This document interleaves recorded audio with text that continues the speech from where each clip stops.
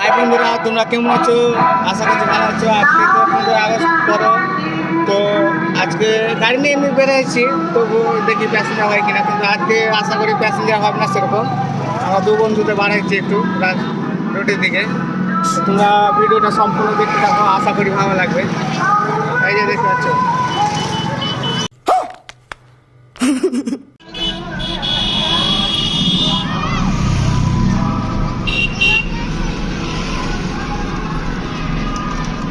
আজ 15 আগস্ট, তার জন্য দেখছো আজ স্কুলে সবাই পালন করছে।